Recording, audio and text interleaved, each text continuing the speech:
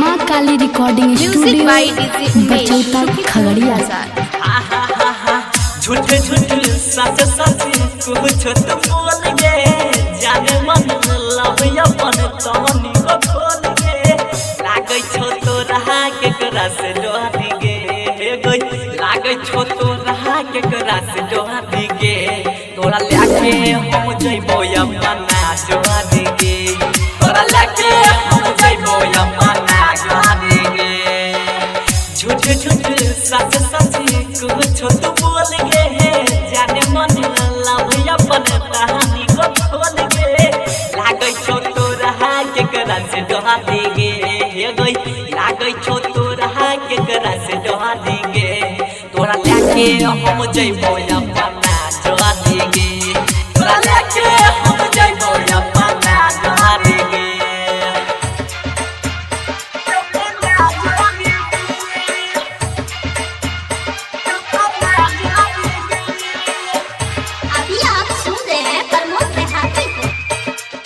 Music by DJ Umesh Shukipur बाजार।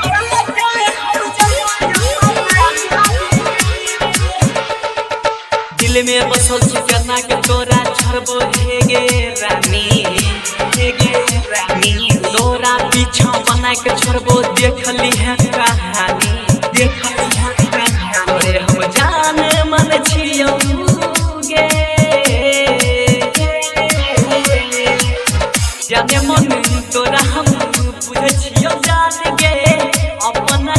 दिल से हम बुझो भगवान गे लागै छो तो रहा के करा से डोहाती गे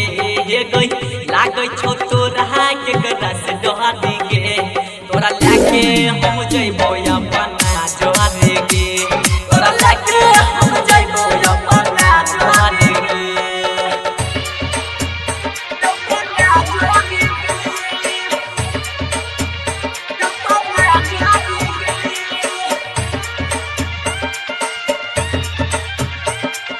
music by DJ Umesh Shukipur बाजार।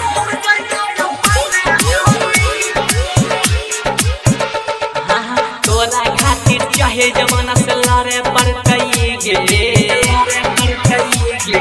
पर मुझे हाथी यार ये गे डर नहीं रहतई गे राइटर चंचल छियौ तोहर पुरन काया यत भूल छी हमारा के जान गे तोरा पीछा हम भेलियो बदनाम गे लागै छो तो रहा के करा से डोहाती गे गई लागै छो तो रहा के करा से डोहाती गे तोरा लेके हम जइबो अपना डोहाती गे तोरा लेके हम जइबो अपना डोहाती गे झूठ झूठ सच सच कुछ तो बोल गे